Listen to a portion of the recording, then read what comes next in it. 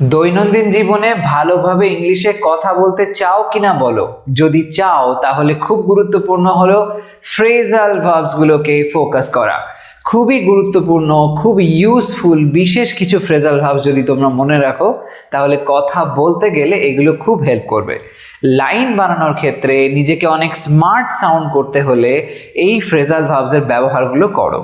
আজকে আমি এমন মাত্র 10টা ফ্রেজাল ভার্ব তোমাদের বলে দেব, কিন্তু সেগুলো দেখো কত ইউজফুল এবং কত রকম সিচুয়েশনে এই ফ্রেজাল ভার্বসের সাহায্যে আমরা লাইন বানাতে পারি।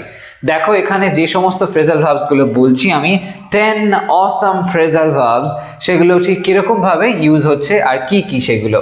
প্রথমটা লক্ষ্য করো, আমাকে ঘুমের ঘাটতি পূরণ করতে হবে। যতটুকু ঘুম দরকার ছিল ততটুকু আমার হচ্ছে না, তো সেই ঘাটতিটা সেই সময়কাল পর্যন্ত আমাকে ম্যানেজ করতে হবে, অতটা আমাকে ঘুমাতে হবে, এরকম একটা সেন্স থেকে। তো এই যে আমাকে ঘুমের ঘাটতি পূরণ করতে হবে, এখানে এই যে ঘাটতি পূরণ বলা হয়েছে, এই সেন্স অনুযায়ী যদি ক্যাচ আপ অন এই ফ্রেজাল ভার্বটা ব্যবহার করো তাহলে লাইনটা খুব স্মার্ট সাউন্ড করতে পারে। এখানে লক্ষ্য করে দেখো যেভাবে কথাটা বলা হয়েছে যে করতে হবে, করতে হবে, করা দরকার, এরকম ধরনের সেন্স যখন আসে তখন আমরা নিড ভার্বের ব্যবহার করে লাইনটাকে বলতে পারি। তাহলে সেক্ষেত্রে লাইনটা আমরা এইভাবে বলবো, I need to catch up on sleep. I need to catch up on sleep. এখানে ক্যাচ আপ অন এই ফ্রেজাল ভার্বটা ব্যবহার হয়েছে ওই ঘাটতি পূরণ করা সেন্সটা বোঝানোর জন্য। পরেরটা, সে তার চোখের জল আটকালো। চোখের জল আটকালো, কোনো কিছু আটকে দেওয়া, কোনো কিছুকে বাধা দেওয়া, যে এটা যেন না হয়, এই যে কন্ট্রোল করা ব্যাপারটা, এরকম সেন্স অনুযায়ী হোল্ড ব্যাক এই ফ্রেজাল ভার্বের ব্যবহার করা যায়। ওকে, এখানে যেভাবে বলা হয়েছে লক্ষ্য করো লাইনটা কিন্তু সিম্পল পাস্ট টেন্স শো করছে, আটকালো বলা হয়েছে। তো সেই অর্থে আমরা সিম্পল পাস্টে লাইনটাকে লিখলে এইভাবে বলতে হবে যে she held back her tears.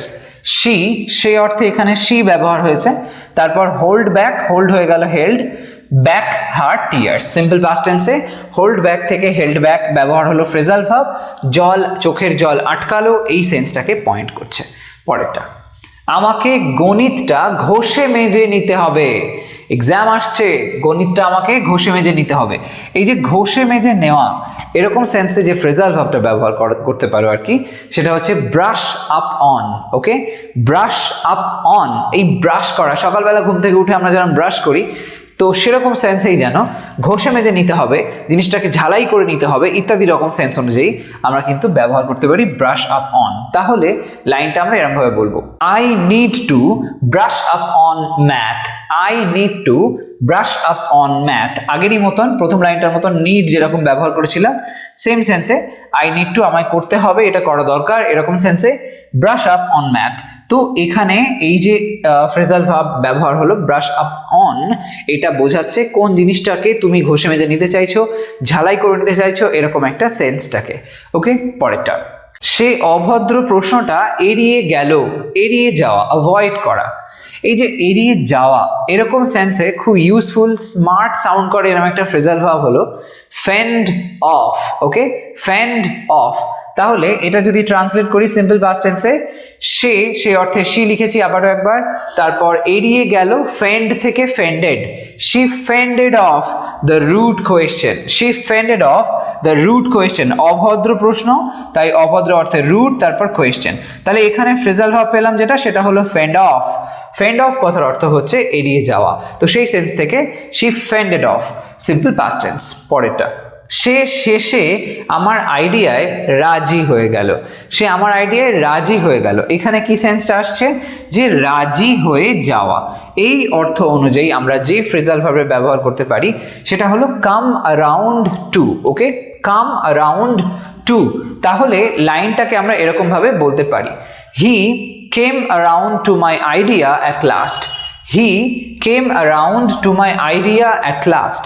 তাহলে এখানে সাবজেক্ট হিসাবে হি ব্যবহার হওয়ার পর কেম অ্যারাউন্ড টু, এই কেম শব্দের ব্যবহার হলো কারণ এটা ভার্বের সেকেন্ড ফর্ম হিসেবে ব্যবহার হয়েছে, simple past tense. Around to, এই কেম অ্যারাউন্ড টু বলতে আলটিমেটলি কোনো একটা কিছু যেটা হচ্ছিল না সেটা করা হলো, এরকম একটা সেন্স কিন্তু বোঝানো হয়।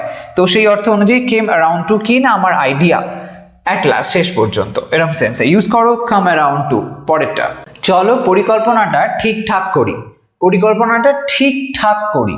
কোনো সমস্যা আছে, কিছু বুঝে নেওয়া দরকার আছে, কোথায় কি করতে হবে, কোথায় যেতে হবে ইত্যাদি ইত্যাদি সমস্ত কিছু ডিসকাশন ঠিকঠাক করে নিই। এরকম সেন্স অনুযায়ী আমরা যে ফ্রেজাল ভার্বটা ব্যবহার করতে পারি সেটা হলো আয়র্ন আউট। ওকে, আয়র্ন আউট। তো সেই সেন্স অনুযায়ী ট্রান্সলেট করলে লাইনটা এইভাবে বলবো, লক্ষ্য করে দেখো চলো বলা হচ্ছে, তার মানে এটা ইম্পারেটিভ সেন্টেন্সের ফরম্যাট অনুযায়ী লেট ব্যবহার করে আমরা বলবো। তাহলে ট্রান্সলেট করলে লাইনটা হবে let's iron out the plan. Let's iron out, এই আয়র্ন আউট কথাটা ফ্রেজাল ভার্ব, এটার ব্যবহার করা হয়েছে কোনো কিছু এরকম ঠিকঠাক করে নেওয়া, তো কিভাবে কি করতে হবে সব কিছু বুঝে নেওয়া, ডিসকাস করে নেওয়া ইত্যাদি বিষয়। তো সেই সেন্স থেকে আয়র্ন আউট দ্য প্ল্যান। পরেরটা দেখো, আমার সাথে গতকাল টমের হঠাৎ দেখা হলো। হঠাৎ দেখা হলো, এই যে হঠাৎ দেখা হওয়া, এই সেন্স অনুযায়ী ব্যবহার করতে পারো রান ইনটু এই ফ্রেজাল ভার্বটা, রান ইনটু। তাহলে ট্রান্সলেট করলে সিম্পল পাস্ট টেন্স অনুযায়ী লাইনটা এইভাবে বলতে হবে, আমার সাথে গতকাল টমের হঠাৎ দেখা হলো, তা I ran into Tom yesterday. I ran into Tom yesterday, যেহেতু সিম্পল পাস্ট টেন্স তাই রানটা এখানে র্যান হয়ে যাচ্ছে। I ran into Tom yesterday use করো। পরেরটা, সে কাজের ব্যাপারে মন খুলে বলল। মন খুলে যখন কেউ কথা বলে এরকম ধরনের সেন্স অনুযায়ী ওপেন আপ এই কথাটাকে বলতে পারো, এই ফ্রেজাল ভার্বটা ওপেন আপ। তাহলে ট্রান্সলেট করে লাইনটা আমরা এইভাবে বলতে পারি, she opened up about work. She opened up about work. Opened up simple past টেন্সে ওপেন আপ হয়ে গেল ওপেনড আপ। ফ্রেজাল ভার্বটা মনে রাখো। তারপরেরটা, আমি তার সঙ্গে তাল মেলাতে পারছি না। তাল মেলাতে পারা, এই যে সেন্সটা, এই অর্থে আমরা কি বলতে পারি, যে ফ্রেজাল ভার্বটা ইউজ হয় সেটা হলো keep up with. Okay, keep up with. তো এই সেন্সে লাইনটাকে আমরা এইভাবে বলতে পারি যে তার সঙ্গে তাল মেলাতে পারছি না, তো I can't keep up with him. I can't keep up with him. তাহলে কিপ আপ উইথ আর একটা ফ্রেজাল ভার্ব। তারপর চলো আরো একটা দেখে নাও, আমি ভুল প্রমাণিত হলাম।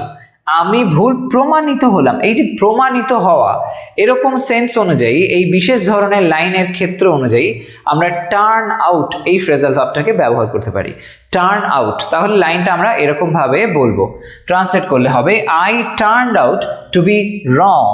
I turned out to be wrong. এখানে টার্ন আউট এই যে প্রমাণিত হওয়ার বিষয়টা সেটাকে কিন্তু ফোকাস করছে। তো এরকম ভাবে দেখতে পেলে খুব ক্যাজুয়াল কিছু লাইনসের মধ্যে দিয়ে সিম্পল কিছু সব ফ্রেজাল ভার্বস যেগুলো তোমরা দৈনন্দিন জীবনে এরকম ধরনের লাইন বানাতে ইউজ করতে পারো। তো এই ফ্রেজাল ভার্বসগুলোকে ইউজ করে লাইন অলরেডি বানিয়ে ফেলো। কনফিউশন কোথাও হলে কমেন্টে জানাতে ভুলবে না। আজকের ভিডিও এই পর্যন্তই থাকলে একটা লাইক করতে ভুলো না, শেয়ার করো সমস্ত ফ্রেন্ডসদের সাথে। চ্যানেলটাকে সাবস্ক্রাইব না করে থাকলে ডেফিনেটলি করে নাও, কারণ এই ধরনের ইনফরমেটিভ ভিডিওস তোমরা আমার চ্যানেল থেকে পেতেই থাকবে। আজ তবে আসি, সবাই ভালো থাকো, সুস্থ থাকো, বাই।